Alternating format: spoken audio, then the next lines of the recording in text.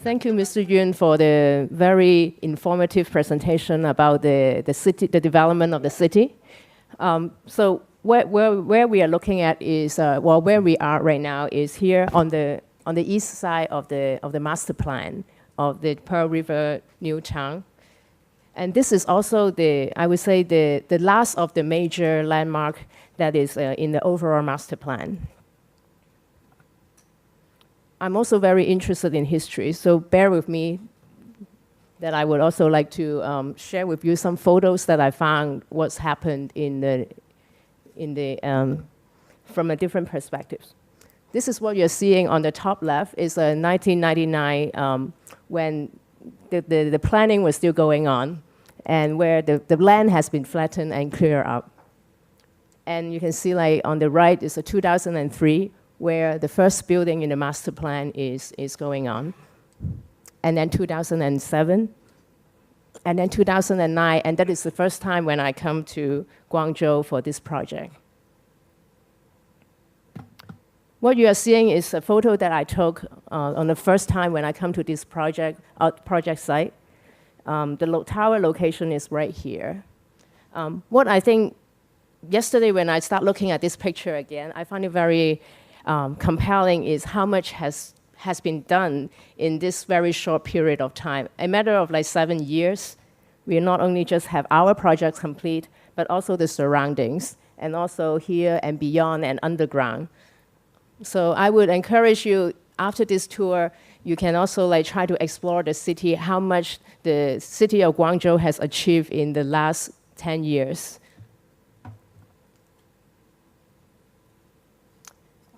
Going back to this tower, we got it through a competition in 2009. It was an invited competition. And the idea is very simple. It's like a ribbon that is like spiraling up. And it has to do with the program, which includes an office, hotel, and a surface hotel that is in the program. My title here mentioned about efficiency. And this project took 7 years to complete. I would say of course, like in the scheme of things, 7 years is still a long time. However, for a tower of this height, I would say 7 years is really very short time. In that sense, I would say like there is a certain efficiency in the way that this project has been designed and constructed. This, I also have to thank our client, New World. Pretty much, they are very supportive in the whole process. And they have also, from day one, they set off the program, and it's very clear, and then they are very determined and very consistent. So this is the first diagram that we have, but I would be proud to say that we were able to, based on this diagram, and to develop into something that is like what you're seeing today. And this is a renderings that we first brought for the competitions, and I bring it to Guangzhou. Talking about efficiency, the first thing I would like to talk about is the vertical urbanism. So what you're seeing is this tower consists of office, hotel, and also hotel apartments. This is not a new building type. In a way, our office has been working on a very similar building type for quite a while. And there's always a struggle as to how to because each different programs will have their own corresponding spatial requirement. And putting them all together into one tower always requires some sort of like mastering of how the building form would work. For example, like in the Shanghai World Financial Center, what you are seeing is a transformation from an office tower to a hotel portion, which the building actually taper as it goes up. Or in our Zhujiang Carry Center, where the base of the building, which is also an office, by using a bundles of rectangular forms, we drop some of the forms as it's moved up. So in a way, there's another strategy that we use. And then with ICC in Hong Kong, what you have seen is also an office and a hotel combined together. In this particular case, there are some atrium space that is created to get out the building while maintaining the integrity of the building form. So in this particular case, the strategy that we have adopted is like a stepping form. And in a way, in Chinese, it's like 节节上升. So there is like a good idea of like that's this keep going, stepping up.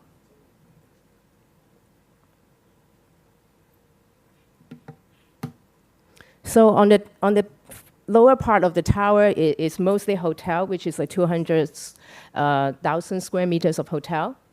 And then above it is the hotel apartments, and then the hotel at the very top. And because the hotel, the typical like an office requirement for the, maybe you have like a core to perimeter, there's a specific leasing depth. So the office tends to be a bigger floor plate, so we'll put it in the bottom. And as it steps up, the hotel rooms requires a slightly shallower space. So that's why we're stepping it up. And then we also, in the process, created these terraces in different areas. So this is how the building works. This is the office floor. And then this is also the same floor plate that you are seeing here right now, which is at the sky lobby. And then from there on, there is the surface hotel in the sky lobby. And then there's the hotel sky lobby and the hotel at the top. Through this stepping, we were able to create all this like garden space, which is high up in the air. So this is an illustration of how this looks like and the kind of space that we are envisioning. So after efficiency of form, let's talk about circulations. Just now we were saying there's a 200,000 square meters of offices, and then there's hotel, and then there is also the apartment. So together, you can envision that every day we anticipated there will be at least 17,000 people coming in and out of this tower when it is in full operation. So how to manage the people, the circulation become like the first major challenge for us. What we have is the office tower is located on the west side of the core. That is where you also came in this morning or this afternoon. And then on the other hand, we have on the east side where the core will be served to be for the hotel. While on the south side, that is where we have the hotel apartment entry. And then in addition to the office, there is also a connections to the retail, which is scheduled to open next year. That was the ground floor. And below the ground floor, of course, we have this underground. And in the overall master plan, there is like a huge connectivities that has been set up for the whole underground master plan. So we tap into this system and it's connected to the APM, which is a light rail that is running north-south in the overall master plan. And we also continue to connect to the subway.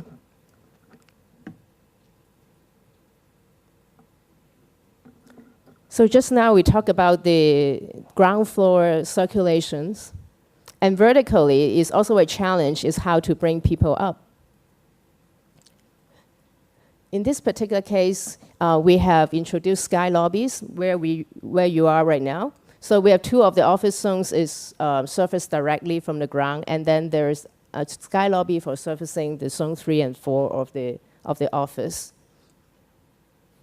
Separate connections to the apartments, and then another separate connections for the hotel. I should also mention that the hotel direct elevators is, two of them is going to run at the speed of 20 meters per second, which will make it the fastest elevator in the world when it's open. And of course, we also adopt like a double-deck elevator, which is, I believe many of you are familiar right now. And that was also the elevator that you ride onto and to arrive at this floor. In addition to it, we also adopted a destination control system to further make the building more efficient in terms of vertical transportation. Okay, that's circulations. The next one I would like to discuss is the building enclosure. What you're looking at is some of the mock-ups and the testing of the glass that we have done. One of the materials that is used in this curtain wall, I hope you'll get a chance to look at it during the building tour later after this discussion, because we have introduced a terracotta as a material on the exterior wall. Terracotta is not a new material. Even in the classic Chinese porcelain, you will find terracotta as one of the material that is used. But what is unique about this project is we are able to use the terracotta all the way up from the ground to 530 meters to the top of the tower. And we get inspiration from this vase on the right, which is a Cheng Dynasty vase.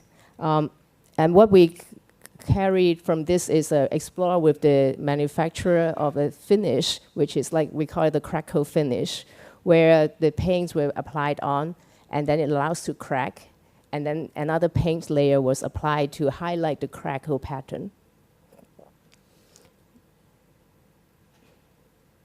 This is a mock-up, but what I want to explain is, so what you're seeing, all this white line from the distance are indeed a terracotta.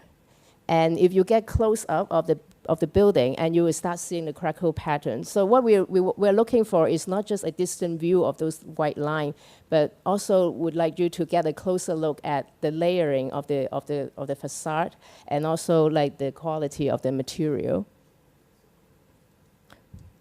You will see, in addition to the terracotta white lines, you will also see the operable vent, which is like one of the sustainable design measures that we introduced, allowing our users to open the window in a very high level.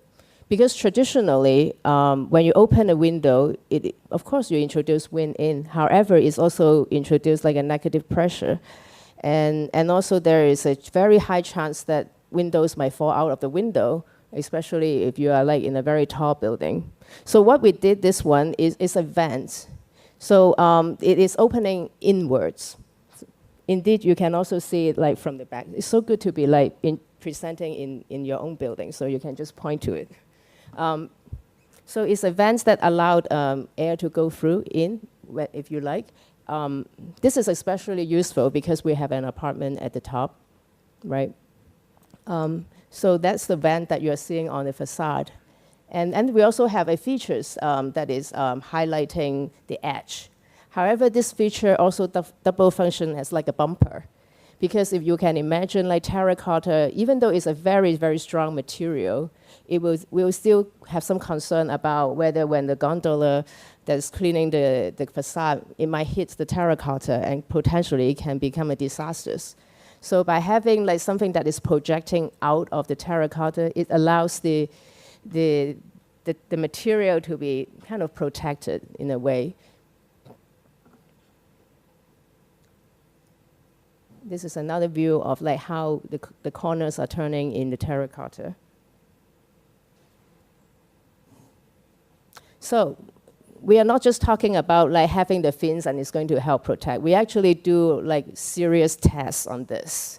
And this is one of the pictures which shows like how we were doing some impact tests. We have to, because consider that bringing it up to 530 meters tall is something that no one has done in the world. And of course not in China as well. So we did spend a lot of time to study the physical character, working with our curtain wall consultant ALT to help with understanding the material and going through an expert panel review, testing of the material, the clay, the type of clay, the amount of time that we have to fire, and impact tests to arrive at what we are. So I have confidence to say this tower has already gone through quite a number of typhoons and is still holding up very well. Some images about the tower. There's the entrance where you come in. Also the retail podium. This is the, where the hotel, where the retail wall meets the tower. And I guess this is where you come from just now on the ground floor. I hope you find that the illustration matches pretty close to your experience. And this is where our ambitions of our sky lobby, where you are. And that's the interior. And some of the spaces that it will, this is like the apartment and the hotel that is going, the Rosewood Hotel that is going to open next year. So I would like to also share with you some of the construction photos. This is in 2010, about a year after we started our design project. There was still it's already, there was a big hole back then where the core is. A year later, we start seeing the site taking shapes. And then in 2012, the core is already coming up. You can also start noticing our surrounding buildings is also going up. And more.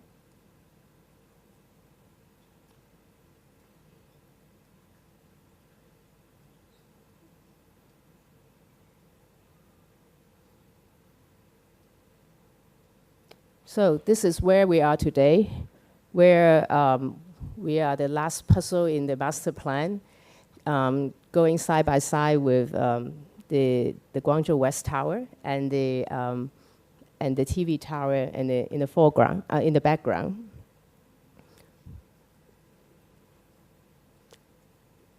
This is not a rendering. If you recall the rendering that we just did when I first come to Guangzhou, and this is what today it looks like. Thank you very much.